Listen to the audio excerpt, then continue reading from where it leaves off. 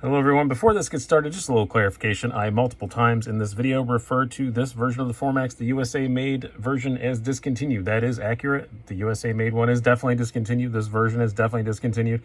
There may be another one. I just spoke with Demko right before this video is going up, and he said that there may be another one someday. There are no exact current plans or anything, but if they can find the right supplier, there may be a higher end Formax at some point in the future, maybe. Who knows? But I just wanted to put that out there before the video starts. On with the show. Hello, Slicey Dicers. This is Brian with another battle to the death for you. Before we get started, I do want to thank Southern Edge Knife Works. Go to southernedgeknifeworks.com. Use the code SDSEK at checkout. Get 15% off and free shipping. They help make these tests possible, especially this one. This is a bit of a unique one. This is Formax versus Formax. Both cold steel Formaxes. This is the Formax Scout, $110, versus the original, more expensive Formax. This has to be an American-made one, which is not available anymore, but is still widely available on the secondary market. And they're going for right around $300, $350. It looks like they were about $400 when they were brand new. So speculation market hasn't gone crazy on them or anything. Totally different materials. You're talking AUS 10A, steel liners, Grivery handles, G10 titanium liners, and 20 CV on the USA made Formax, or the Italian one. For a while, they did make them in Italy towards the end of the run of the quote unquote real Formax, I guess if you want to call it that. But now this is just the one you can get.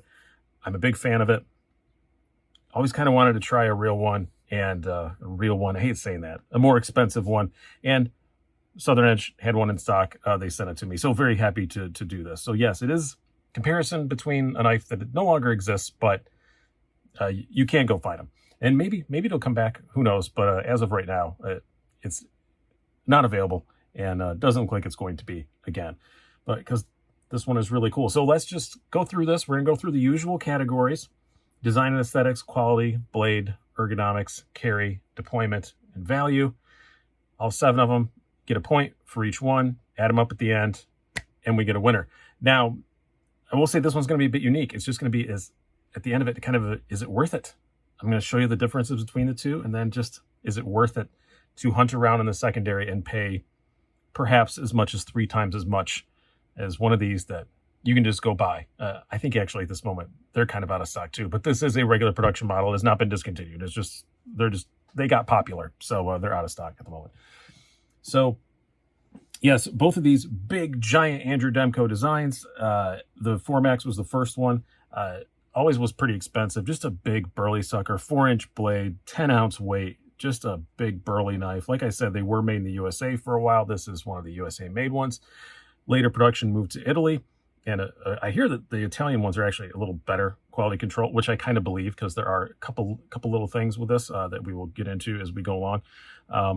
But we're just going to compare for the USA made one. I've not touched one of the Italian ones, and some of the Italian ones have gray handles, which I think look a little bit better. But so shop around if you do decide to get one of the fancier ones. Sounds like maybe you might want to get the Italian one instead, but we shall see.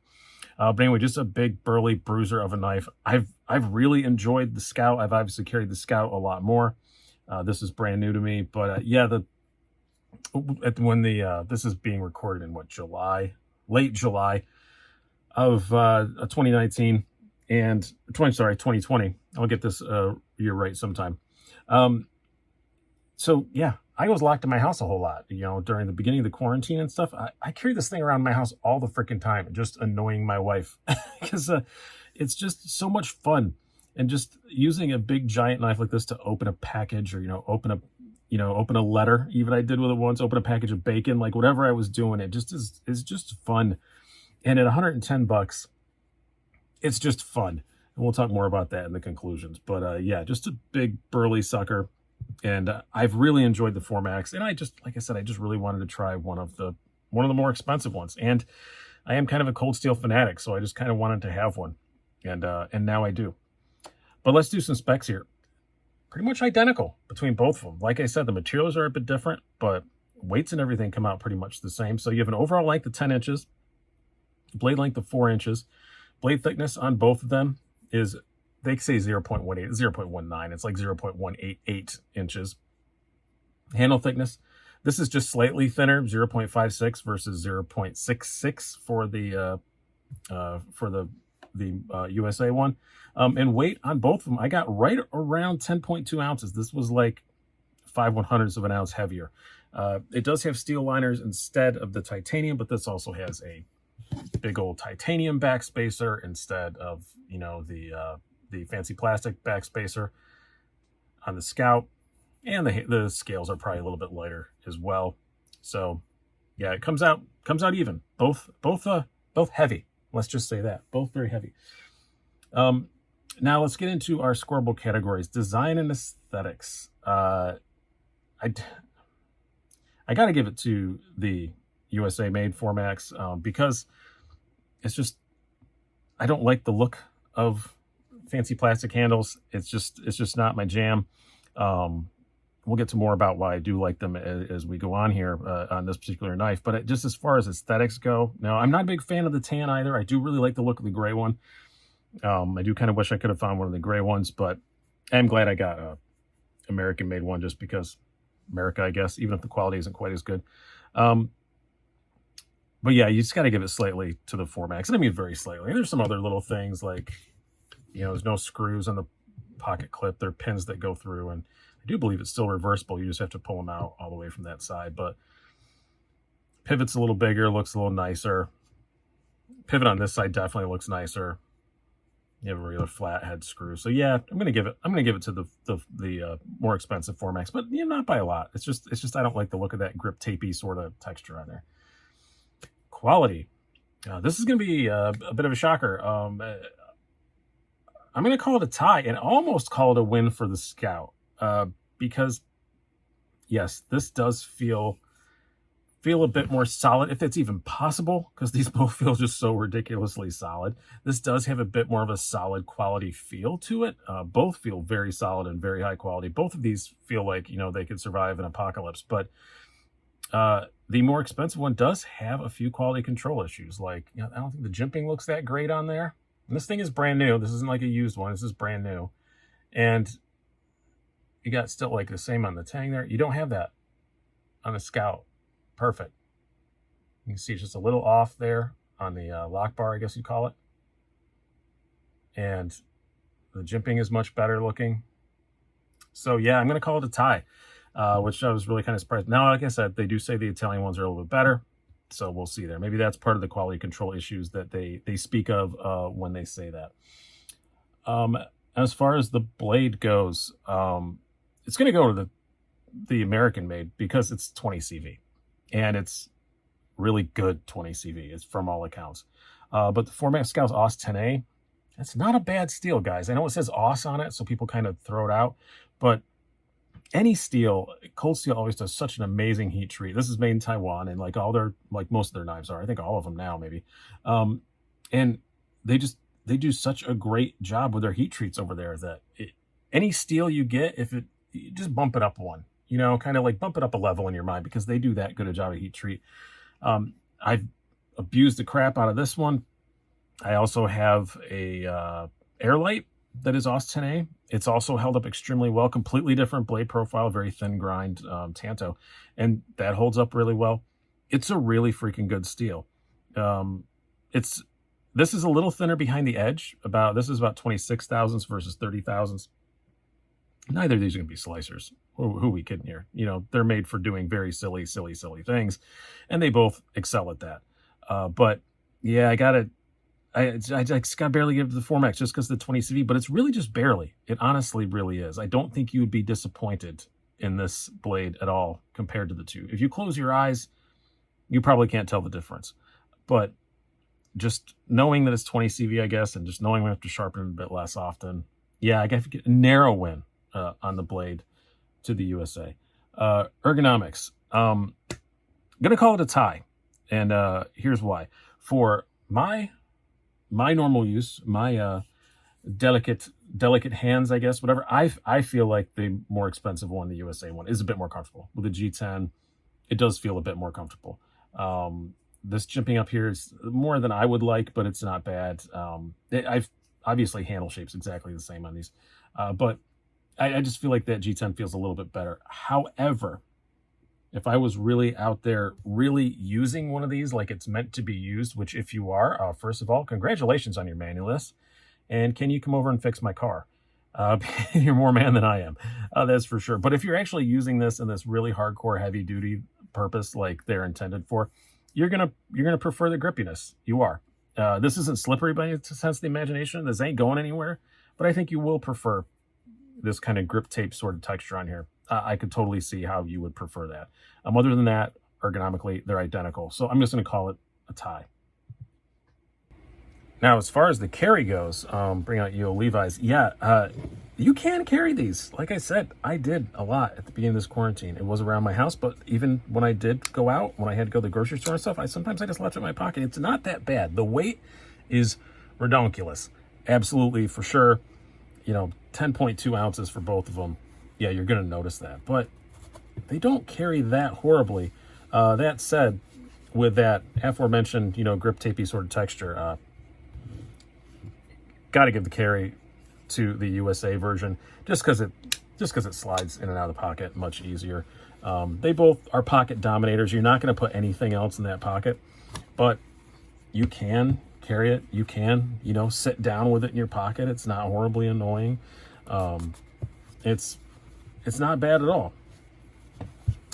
You can get your hand past it, but you're not going to want to put much else in that pocket for sure. Maybe some chapstick or something like that. Maybe a tiny minimalist wallet. I know I have done that. I have a fairly small. I have a dust off of me or something or other.